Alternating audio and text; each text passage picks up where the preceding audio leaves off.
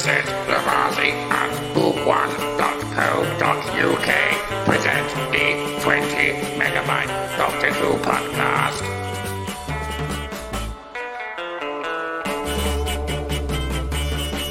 Hello and welcome to the 20 Megabyte Doctor Who podcast, episode 548. I'm Adam, and here's Kirby Bartlett Sloan. Yo ho ho, or does nobody actually say that? And yes, we're here for the alleged Christmas special, which nobody can bother to show up for. Are you like that, right, Kirby? Merry Christmas, everybody else invested in the 20 Megabyte Doctor Who podcast. Merry bloody can't be bothered to show up. I'm here. I've been at work all day. I've got to pick my daughter up from work myself in about 45 minutes. Yeah, we've shown up, haven't we, Kirby? I'm here, and I had to deal with the internet problems here because my Fred decided that she's trying to watch BritBox over. She keeps watching Faulty Towers over and over and over and over. Good. Right, But she lost connection, and I had to reboot the darn router. Oh dear. A router. Okay. Anyway, so we've got Terry Miles saying "Arr, evening everybody," and Lillian Bobbins saying "Yo ho ho," which leads us into today's feature, "The Curse of the Black Spot." Which begins with Master. No, it doesn't. He's not in this. How many times are you going to say that? He's not in this episode. Every time I can't help it. Every time I see even the title of this episode, it reads to me "Curse of the Bad Plots." It's not what it reads to me. Larry Miles then says, "Merry Christmas, everybody." It's a song by Slade. So it begins with some sailors, we'll call them sailors, allegedly pirates, rowing a little boat to a ship. And Master. Oh, God. If they're becalmed and they haven't moved any place for days or weeks or whatever, where are they rowing from? I don't know. Anyway, there's a little thing they've got hanging from the masts, looks like a dream catcher. Yes, it does. Shot off. And then there's a little bit of conversation that implies something untoward has been going on. And then to cut a long sequence short, after a little meeting with Hugh Bonneville, who just happens to be the captain of this vessel, one of the sailors has got a little cut on his finger, and now he's got a black spot on his hand, and they all know apparently what's going to happen to him. And of course he gets taken away, etc., etc. I'm not going to be very long on this episode, just to pre-warn you, Kirby. Doesn't bother me. And he gone, and then there's a sound from below, and the Doctor, Rory, and Amy appear, and that's when when your quote comes about the yo ho ho, or do people not say that these days? Something like that. Yeah, we do every single pirate trope that we possibly can in the first 5 minutes. Walking the plank, etc., etc. Okay. They're explaining themselves to Hugh Bonneville. And I did like that scene. I like where the Doctor keeps trying to rephrase things so that the captain will understand. Well, the captain seems quite well educated, actually, to be fair. Terry Miles says, "When becalmed, a jolly boat is lowered and sent out with a tow line to try and pull the ship to where there is wind." Okay, does that explain anything? Okay, I'll take that.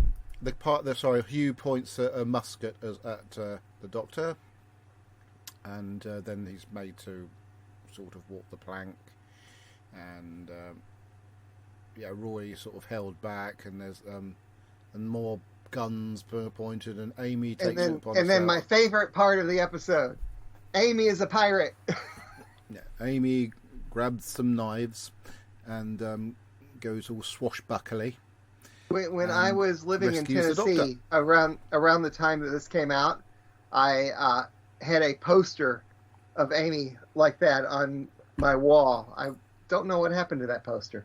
Reese Parton nicked it. Probably. Yeah, so there's a bit of swashbuckling going on. She's particularly good with the sword. I suppose she didn't get a part in any Marvel films on the back of her swashbuckling. Yeah, and then so Rory gets the cut, and this siren thing. I think it's Lily Cole, yes, the Lily model Cole, who plays. She looks very, very interesting. Yes, I think she looks great. Yes, I mean, her looks, her face is very alienish, but beautiful. Yeah. So it does well as this sort of a character. Yeah, especially when she gets mean and goes red and goes. Yeah, Fred was with me last night watching this, and she screamed when that happened. There's some funny antics going on between Rory and Amy in this, because Rory's obviously getting drawn to her, and Amy's sort of like pushed. Oh, you don't, sort of thing. So obviously, first bit played for laughs and stuff like that, and anyway, yeah, great drunk acting from Rory. He's not actually drunk though, is he? Huh? He's not actually drunk, is he? Hello? Anybody there? I never got a chance. He's I was sort of planning possessed, isn't he? on watching The Confidential, but I didn't get a chance. Okay. Moving on. Right, I'm going to move forward quite a lot here, because That's fine. it's a sort of like base under siege story from now on, and they're sort of scared of this creature. And then they find the captain's son stowed away neath decks. Now, he's also been wounded, but has so far not been... No. Yes, he has. Shut up, Muds. If I say He is not wounded. He is sick from typhoid. So he's ill then? He's ill, and that's the reason why the siren is after All right, him. whatever. Anyway, so he's been hiding in a box. And to cut things even a bit further, we don't know that bit yet, by the way, about why the siren's been after him. They found that out later. The Doctor thinks it's that the siren's getting around the ship, is able to peer by what method initially, and then he changes his mind to all reflections, doesn't he? Yeah, he changes his hypotheses at least 3 times, which I find irritating. Do you? Because that's not very doctorish. No, well, it is, though, because the Doctor would never say, well, I don't know. He's too, arrogant to say that he doesn't know what's going on. Anyway, they try to get away in the TARDIS, blah, blah, blah, blah. Nothing really happens. And that, why is TARDIS taken by the siren? I don't know. Anyway, I don't care. It's a science fiction fantasy TV show. The siren wants to take the TARDIS as part of the... Maybe the TARDIS is a living thing, and she sees the TARDIS might be a bit under the weather at the moment, so takes it. Bearing in mind the next story sort of implies even more so that the TARDIS is a living thing. Oh, I'm looking so forward to next week. Oh, no, next time. I know, not next week. So you don't agree with me? Because that is such a wonderful story. Okay, so you don't agree with me then? That's why the siren might have taken the Fine, TARDIS. that's why. Because it was like a foreboding for the next story. Fine. Which is quite clever in some ways, is it not? No. Actually, I think it's just poor writing on the author's. I think it's poor writing. Okay. Fault, because we're about to come to the biggest plot hole, which is where one of the pirates, which happens to be in the room with Amy, Rory, and Toby, he just disappears. I didn't see that until the very last scene. But can I point you before you point that out? That's right, because the Doctor's initially hiding every single shiny item, because he thinks that's how the... And he breaks mirrors, which creates even more mirrors. Yeah, exactly, more. That's the point I was going to make. It breaks the mirrors into hundreds and hundreds of little reflective things. Yes.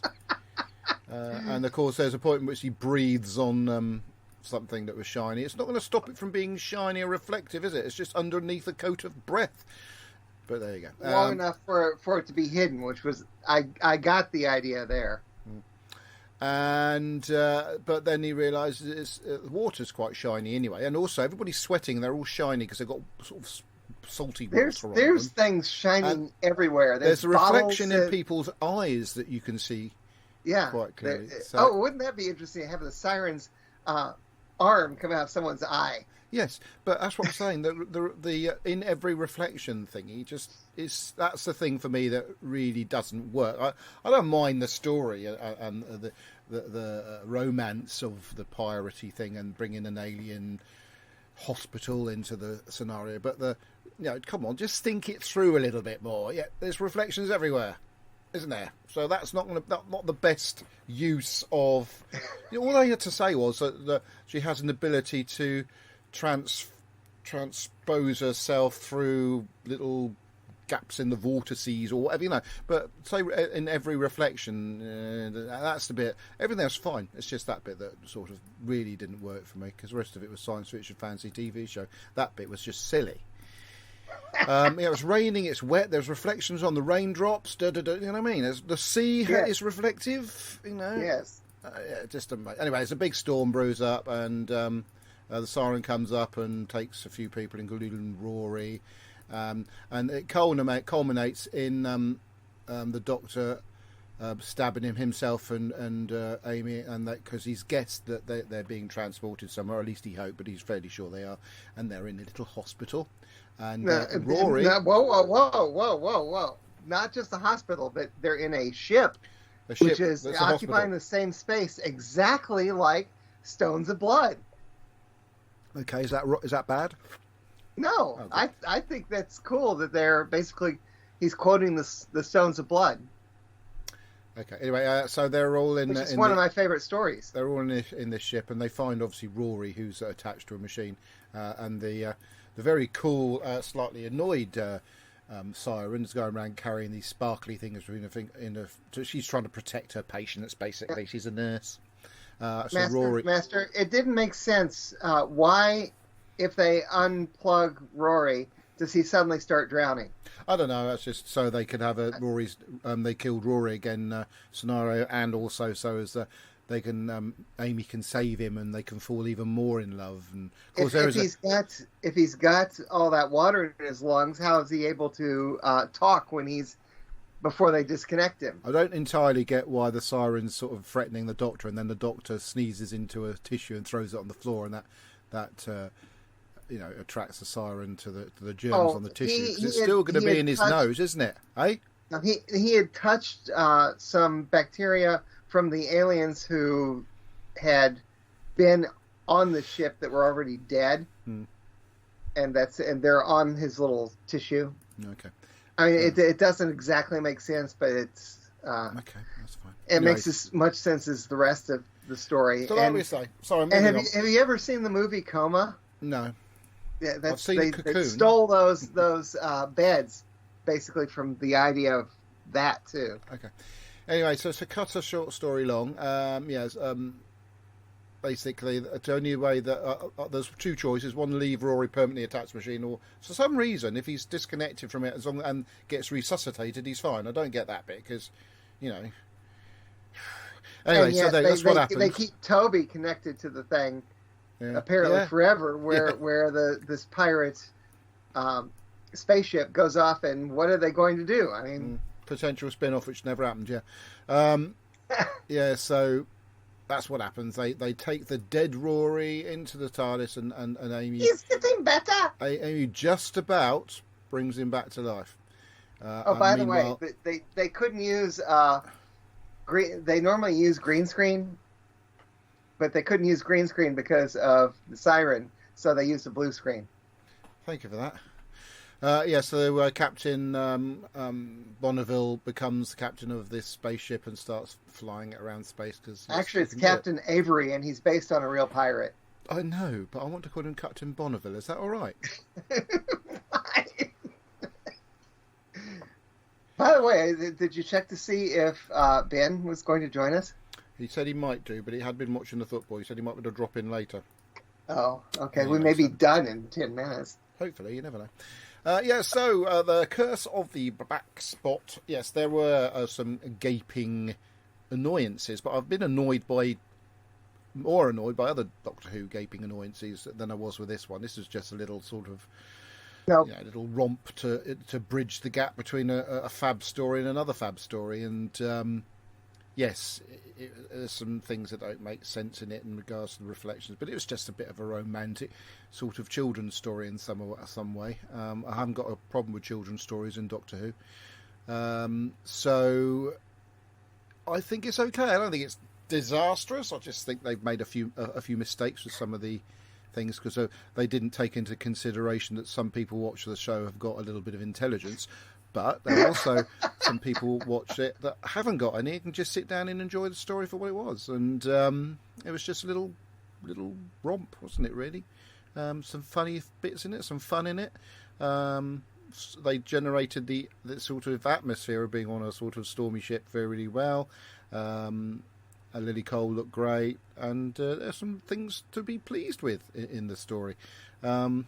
Equally, there was things to not be pleased with it, but like I say, you might as well gloss over the gaping sort of sillinesses like the reflection things and the other things I mentioned. I can't remember off the top of my head, because on the whole it was a little children's story which was probably quite fun for the average 8-year-old. It's really needless for me to ask what you thought of it, Kirby, but if you can be brief, unless your opinions have changed, of course. I don't dislike it as much as I used to dislike it. And why would that be then? Well, watch it again after, an 11-year gap. It looks great. It looks absolutely fantastic. The acting is superb. I liked the rapport between the Doctor and Captain Avery.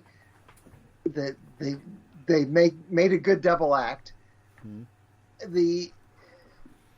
The siren is interesting.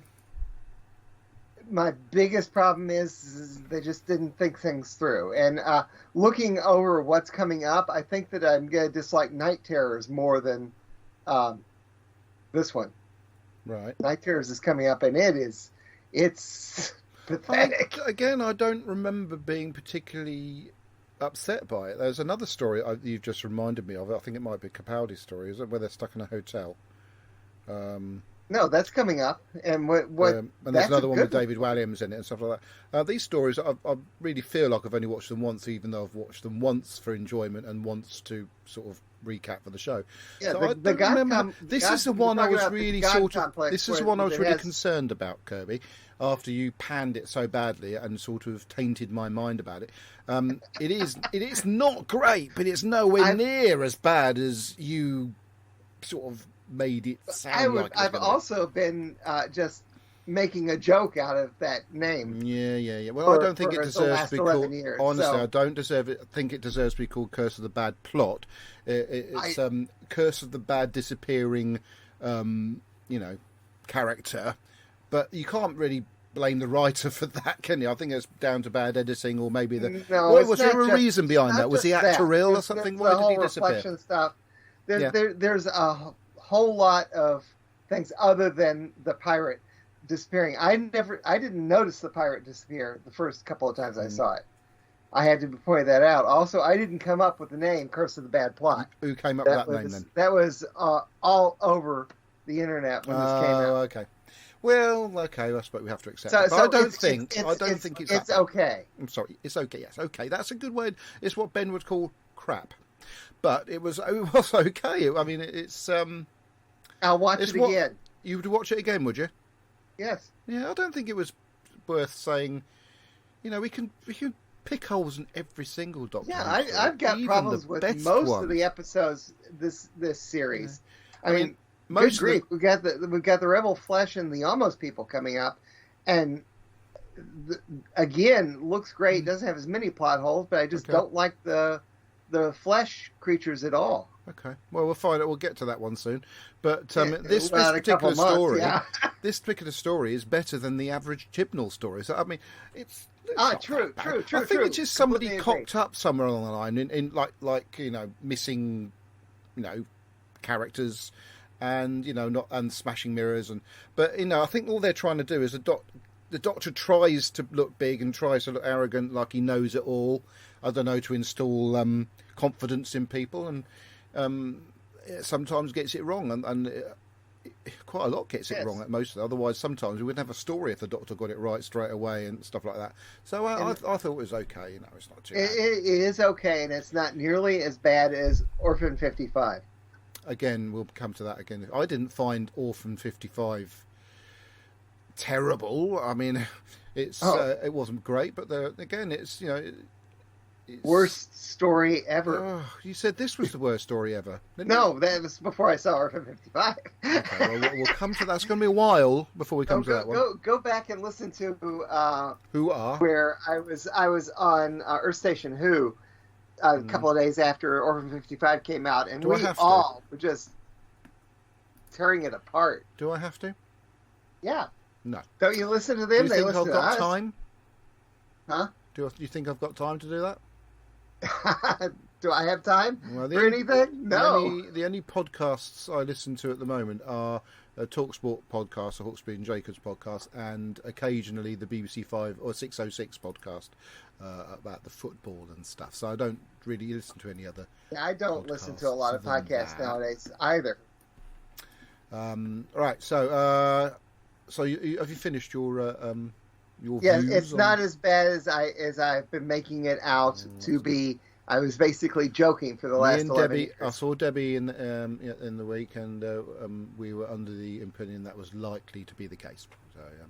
So maybe Delrose, that one. Right then, yes. Finding my priority jingles folder. There it is. I mean, for. My computer's running a bit slow at the moment. Just got overexcited about the World Cup final. Okay, let me refresh the Facebook page. Did I? No, let me refresh Facebook. Why do you need to do that? So I can read feedback. Oh, good. Oh, we're getting onto that bit, are we? Anyway, on the live feed, we have Tim Drury. Very slow.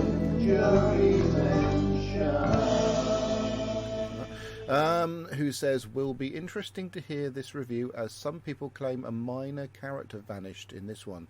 Oh, he comes back. He comes back at the end, yes. He's suddenly isn't he in the cockpit of the new spaceship? Yes, at the end of it. Yeah. Weird. Maybe he disappeared. I said appeared. Maybe he disappeared because he was taken by the siren. We just didn't see it because they were down decks and he was. Well, they should have pointed it out somehow. Oh, well, it doesn't matter, does it? Okay, right. You said something about feedback. So you've got your special feedback section. Deb's going to be really annoyed actually because they very kindly got me a Polaroid Now I-type instant camera. I saw that. Right? Eh? I've got a Polaroid camera up in the attic. I didn't know you could still get film. Of course you can get film. No, you can't get the film for the old ones. This is the I-type. This is new Polaroid. What's an I-type? What do you mean? The new Polaroid Now camera is an I-type film camera. So they've created two types of film. The Polaroid Go, which is a slightly smaller frame for the thing, and the Polaroid Now, the I-type film, which is the same size as the old classic Polaroid film. But it's obviously got new ways of developing it's a frame, isn't it? Developing the frame. I'm not going to go into the technicalities of Polaroid at this stage. All I'm saying was that they very kindly, I haven't got it yet because it's a Crimbo present, got me one, and we got it the other week because it was £99.99 from Argos, and it's on offer at the moment. $89.99. That blimmin' typical. Always happens, doesn't it? Yes. Anyway, I only said that because it happened to be on the page that I just opened up because I'm just about to change it to. You're doing your feedback section via the. Apparently, I guess you did a post for a requested post, or what do you call it for? Yes. Did you? No. Yeah. Okay. I took the post that I created a few days ago to remind Andy that we were recording this weekend, and then I modified it slightly and used that as the request for feedback. But we haven't had only one bit of feedback. I don't mind, just read it out. This might help the show pass quicker. It's Neil James says, Curse of the Black Spot. The siren looks beautiful, and the ship's head is great. I like this bit. Toby, Rory, the TARDIS. But let's face it, that's about all I've got. Not quite as bad as his reputation, but I struggle to stay engaged. It's just meh, 2 stars out of 5. Oh dear. And I completely agree with You him. know, I get the feeling, Kobe, that our listeners want to get on with Christmas. This is great. Well, here, I've got feedback from Robert. Oh, yeah, go on then. Robert says, I'll skip his medical Yeah, that stuff. would be good, yes. Anyway, my thoughts on Curse of the Black Spot.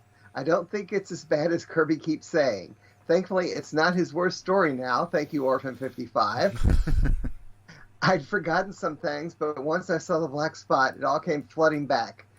Though, just what do the pirate crew do at the end? Go flying through space doing what exactly? Did they have toilet facilities, a place to wash, and private cabins? Do they even have food to eat, water to drink? I find it a bit too hard to swallow that Captain Avery can pilot a starship too. Plus, eyes are reflective, so are swords. A bit silly if you think about it. It's a bit of fun, inconsequential romp, well, there though, you go. Even if you wouldn't want too many of those in your series. And I talk in a Series 6 sense, not Doctor Who per se.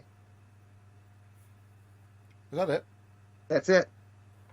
Is that it? Yes, that's it. Oh, I hope cool. you have some other feedback. Terry Miles says, so what can be, hang on, I'll read that a bit again. So what can be said about this one that hasn't been said before? Yo ho ho, pirates on the high seas. They nearly killed Rory. So they did kill him, really. Amy brought him back to life. Again. So this is how the professionals do it. Oh, you're becalmed as well. So the siren was an EMH. Fancy letting a pirate and his crew have control of a spaceship. That may have repercussions later on. Oops, spoilers. Linda had no idea what was going on. Well, I found it to be entertaining. The ending explained it all to me, but why did we see the lady with the patch again? Well, we know that because of spoilers, etc. I smell a series plot here. Oh, sorry, a series long plot here. Next up, the TARDIS gets a body. Stay safe, everybody. Linda and Terry Miles. All right. Yeah. Shall I continue? Sure. No? Well, I'm going to do it anyway. Got this bit of audio came through. Well, good evening, 20 megabytes. Anthony here. It's Monday evening, and I didn't do any ironing today because yesterday I tested positive for COVID for the first time ever. I thought I'd got away with this. I was actually watching Dave Keep's funeral live stream at the Adam J. Purcell's house, and I happened to put my foot in and say, you know what, I still haven't tested positive. Next day, started feeling a bit rough, tested 2 lines. Not been to work today. I didn't get up till 12:30, so but even through my befuddled brain not really working very well, no change there. Curse of the Black Spot. It still isn't very good, is it? There are just so many plot holes in it. Yeah. You know, they pick up a distress signal. Well, the distress signal they pick up obviously doesn't come from that ship, but you don't find out that till later, and even then it's a throwaway remark. It's from this other ship that's there somehow. The people are disappearing into puffs of clouds, black smoke, feeling because they got themselves cut, and they get a black spot on their hands. Presumably that's some sort of marker, say they're ill, and then the siren will go and get them. This siren's just sitting there waiting to rescue people. No idea why. And are the pirates the only people on this ship? You can't see anybody else. I mean, surely she's been collecting people elsewhere, but it does seem the only crew there are the 5 or 6 that are doing a pirate ship, which is quite a lot for a pirate ship, and the Sun and Rory. The plot ambles along. They rush backwards and forwards, and are running through corridors. They're running up and down a ship.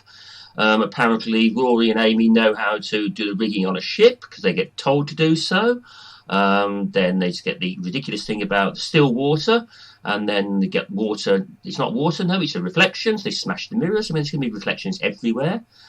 It just, oh dear, this was one jumbled mess. Toby, I mean, apparently he's been hiding in a tub for days, weeks, even, you think? No, I don't think so. I think generally somebody would have noticed him, when he nips out to eat and do things. You would assume that someone had known he was there. The captain, you never quite understand where he's coming from. He used to be a naval officer, but suddenly he's now not a naval officer. He's got lots of treasure. Apparently, he can then fly a spaceship, and so can his son. It just was a complete and utter mess. Yes. Incoherent storyline. I mean, I still haven't really Yes. understood, what that, not nurse, the what's the phrase? Virtual doctor, the virtual nurse was actually trying to do. Do you want to try and keep them alive, but for what purpose? And, are they able to leave that spaceship or not? Are they stuck there forever? How come they're connected to things? But, when Rory gets disconnected, he has to have a kiss of life, and he somehow managed to survive. Well, how did all the crew get disconnected? Presumably, the Doctor managed to do that without actually killing them, because presumably they cut themselves, and it seems to be Doctor's trying to save their lives. Well, that's the virtual Doctor, but they've just cut their fingers. I mean, that's not exactly terminal, is it? I mean, I've got a few cuts on my fingers, and I'm still alive, and COVID hasn't killed me yet. And this little lad, he's got a fever. I mean, presumably it's something like pleurisy or something, or tuberculosis. It's going to be something of that ilk. And yet, suddenly he's magically cured. And so off they go around the galaxy to do what exactly? It's dear. I say it wasn't very good. Wasn't very good last time, and yeah. Oh well. At least we got something a bit better to look forward to next time around. So hopefully by then I'll be better. Of course, I don't actually know when you're going to be recording. I'm assuming you're recording this on the 18th, when we'll actually be at a carol service. I somehow doubt you're doing it on the 25th. I think Alfred and Foot down. But if I can to take the opportunity to be spending a Christmas episode, wishing you all season's greetings, Merry Christmas, Happy Christmas New Year, and we'll all meet up presumably in 2023 and wait for the specials.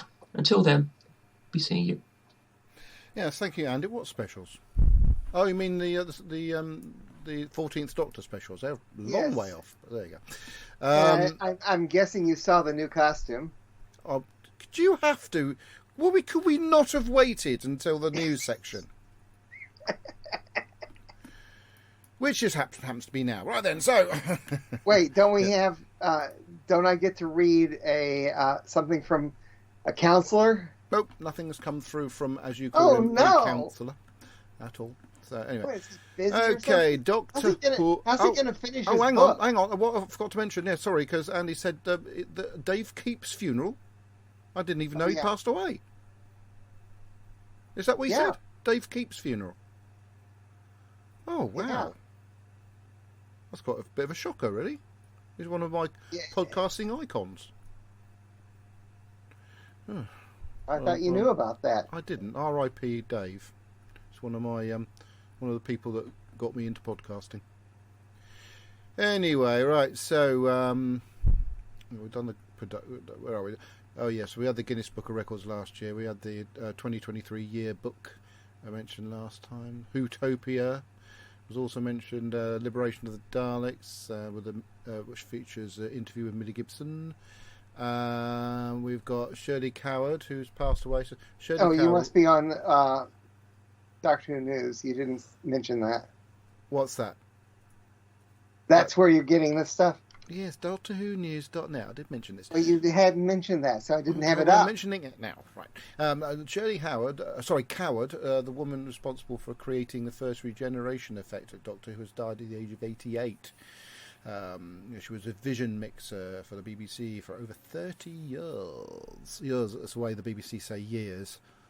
Joan Bakewell, she say years instead of years, just sort of say that. Chris Boucher, the writer, Chris Boucher, has died at the age of 79. Chris Boucher contributed 3 stories to Doctor Who, all of which were transmitted in 1977 and starred the 4th Doctor as played by some bloke, Tom Baker. I don't know if you've heard of him. Also mentions Blake Seven, because he obviously does stuff, and he was recommended for the role of script editor for doing Blake Seven by what's his name again? Oh, Robert Holmes. And finally, the 15th Doctor's suit, because it's essentially a suit. It's very, very 1970s, isn't it? But he looks absolutely. I think actually Shooty could look good in a bin bag, to be fair. But yeah, it's a very iconic look. I quite like it. I like the long coat. He's got the long coat. He's got the orange jumper. He looks the part. I don't care what you think about it, Kirby, because my opinion counts more than anybody else's, of course. What? I have But no problem with it at all. I like it. Fab. It's a lovely colour anyway. So I love this. Even the suit itself is a very sort of plaid-y, tartany thing. Has a hint of this orange. It's a beautiful design. I love the shoes as well. So he looks great. And there's a picture. He's wearing a number of rings too that I'm sure people are going to have to figure out how to find them. And also, I haven't seen a good close-up of that pendant. He's also got a pendant. Yeah. This is going to be a fairly reasonably easy one to cosplay if you can find an orange plaid suit and jacket. To be fair, I think they're going to probably find that the jackets are going to be on sale somewhere anyway, because that's what they did with the 11th Doctor's purple jacket, didn't they? They went on sale. They were very expensive, about £150, I think, but and it certainly didn't fit me when I tried it on at the Doctor Who celebration. But anyway, so there's a picture of a sort of professional picture of, it's a green screen one of Shooty in the new suit, and another one of him coming out of their caravan stroke trailer with Mitty Gibson. But yeah, he looks really great. So there's also a YouTube video showing off both of their costumes. Oh, is that her costume? So basically her costume's sort of like Dr. Martin boots with yes. Sort of someone commented that she's the first companion in quite a while outside of Ace who has decent footwear. Yeah, they are nice shoes. Both of them are wearing nice shoes, to be fair. And she's wearing a sort of light coloured jean jacket and a sort of pullover cardigan with a sort of sheepskin collar, doopy collar that sort of has a sort of hint of 1970-ness. I'll rephrase that. Hint of 1970s-ness about it. Yes. Okay, so that's covered that. I've got a little bit of time left, about 5 minutes before I have to leave, so we might as well end the show there. Hey, Kirby. This is great. Fine. It might even be 20 megabytes on this particular... oh, my goodness. Yeah, but no! Because I have a funny feeling I haven't done a programme since we went to Wales Comic Con, or am I wrong? I think you're correct. So I can talk about Wales Comic Con? Am I allowed to? No? Can I say the couple of things that I've been watching? Yeah, oh, you can. While you said that, can I just say that I finished watching Strange New Worlds? Oh, good. I'm sure you enjoyed it. Can't wait for the next series. I know. And I've also watched something else. Carry on, I'll think of it in a minute. Yeah, I finished Wednesday, which I enjoyed very much. No, I haven't watched that one. I think Deb and Isabella have been watching that. It's very good. Watching the Santa Claus series on Disney Plus, that's quite good fun. And I started finally watching, since I never got a chance to watch all the episodes before, I started watching Blake 7 on BritBox, and it's good. Yeah, it will be. It's classic, isn't it? Yes, and there are other things I watched. The other thing I watched, I've watched it 4 times now since I found a copy online. Was Pee-wee's Christmas Special. Pee Wee Herman. Oh, cool! It's hilarious. Me and Isabella watched a film. It's her favourite film, a film called World's End, with a chap called Nick Frost and another chap called Simon Pegg in it. It's very good. You mentioned that last time. Very fun. No, I didn't. I only watched it 2 days ago. What are you on about? Oh, someone mentioned it. I did. Maybe you mentioned it online.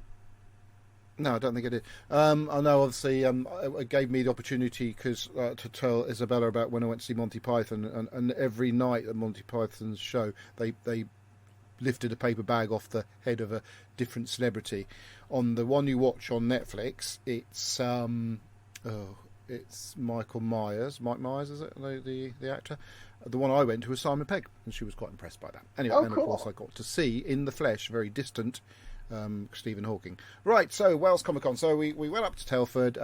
We went to queue early to make sure we got in early on the Saturday. It was absolutely below freezing temperatures. Isabella did not dress appropriately and was feeling quite ill by the time we eventually got in 45 minutes after the slot we paid for.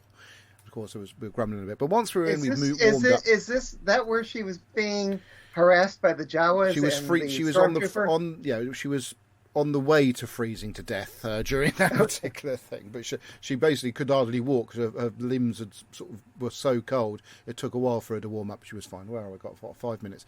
So once we were in, it was then time to have fun. We went to Southampton before we went up there, and I was the first ever customer in a shop called Cool Merchandise, and the first thing I bought was a Sulu figure, Funko Pop, because I knew obviously I was going to see George. And of course, first thing we did when we went in there, George didn't have much of a queue, so I was able to go in. I did film a bit of it with my phone, but unfortunately it focused on some mid-air, so he's out of focus in it. But on my TikTok, it tells the story of me being the first customer, getting this Funko Pop, getting George to sign it, filming George signing it, etc. This is George Takei, if anybody's wondering who I'm talking about. He plays I Sulu saw that in Star TikTok. Trek. Did I like it? It's almost the one the person I've met so far that I'm so excited about. I'm still sort of buzzing a little bit, especially for the photo we had together. I'm going to run through the photos, so nothing is in particular order during the thing. Nick Frost, Isabella wanted, but I thought we might as well have a picture with him as well. Brett German, so Brett German, I can't remember his surname now, because I'm rushing myself. Anyway, from Stranger Things, he plays Murray in Stranger Things. Oh yeah. He was also in Fleabag as well, and Isabella likes both those programs. So, and of course we like Stranger Things, so we had a picture with him. Of course, very, very chuffed to have the rare opportunity of meeting Christopher Eccleston. He was lovely. I went up to, he offered his hand for a shake, which I punched him in the. No, I shook his hand and had the picture with him. A very nice man, and of course completed the available doctors.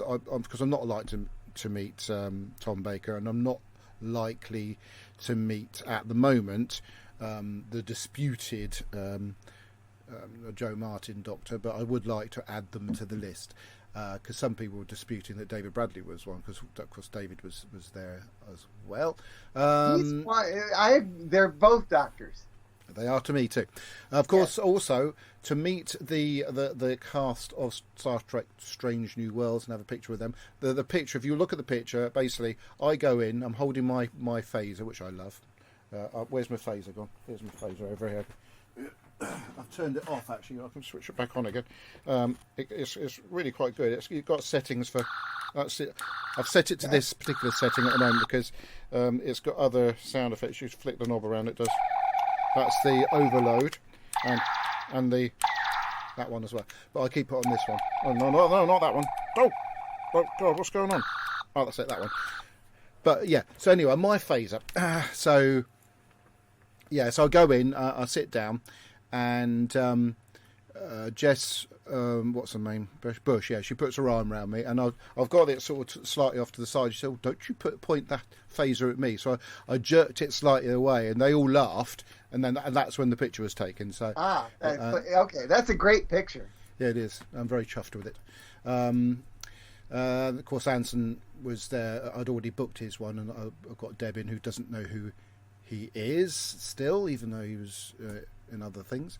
Of course, the picture with George Takei is just. I said to I said, George, do you want a prop? He went, sure, and he took the thing and just pointed at the camera, took that picture, and it's absolutely superb. I haven't got it printed up and put on the wall yet, but I can guarantee you it is.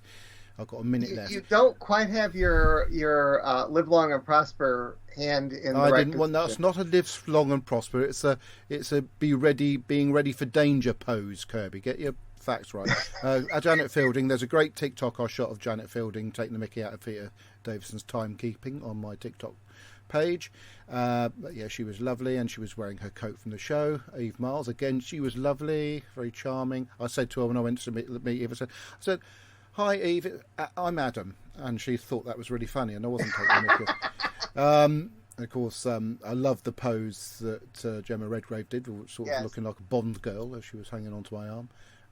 Isabella met that baddie from Stranger Things 2, and then she met Andrew Scott, and she was gushing about meeting him. And of course, Danny Trejo, who's a bit of a legend. So she met a few legends. We didn't bother. David Bradley he seemed a bit frail, but he was charming. Peter Davison, on my picture with Peter in his suit, I said, do you want to hold on to you? And he said, okay, I'll hold on to me. And we had the picture taken. But everybody else, he handed a cricket ball and they held this cricket ball for the picture. Yeah, So I where didn't did get that little doll of the Fifth Doctor come from?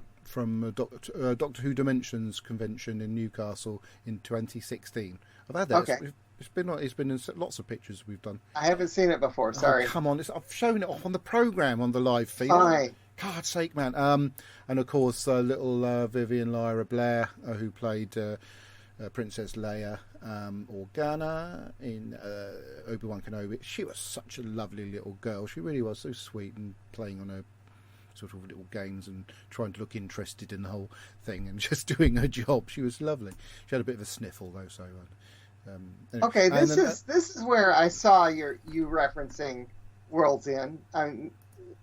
In these pictures. Yeah, because I looked on his IMDb and just listed. I know what Tim Jury's like. He wants every single detail of a whoever I've met's career. I've managed to get my picture of me with Fleur East sorted out now. It's now in focus, so that'll be posted and printed very soon. But in the meantime, I've only seen one of the Cornetto trilogy, just Shaun of the Dead. I'm looking forward to seeing the others now, because that is really good, actually. Well done. Anyway, I've got to go now. My youngest daughter is very much of a fan of those. Oh, good. That's nice to hear. Lena Robbins said, "I just liked your TikTok." But anyway, so sorry everybody who's come on. This a very Merry Christmas. We'll be back in 2023. No Doctor Who specials to talk about this year, so we might as well have a bit of a break, and we'll be back as normal on a more regular basis in the new year. And on behalf of everybody who couldn't be bothered to show up for the recording, Merry Christmas, Happy New Year. And when are we recording next? In the new year. We'll talk about that a bit closer to the time. I've got to go and pick up Isabella from work. You have to go. Okay, goodbye, Fancy Pants. Bye. Oh, where's the off button? Oh, there it is. Right, that's good. Right, see you, Kirby. Yeah, that reminded me of...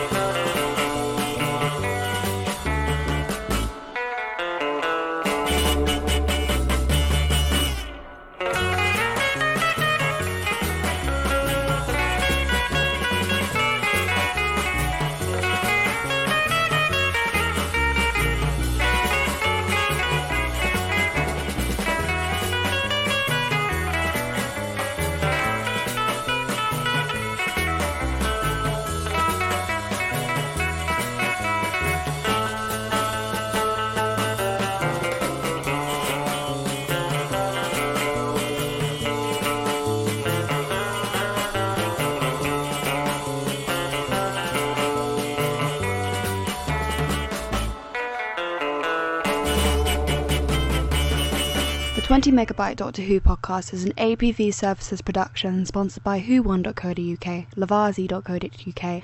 We are a proud member of the Doctor Who Podcast Alliance. Doctor Who is a trademark of the BBC. No copyright infringement intended.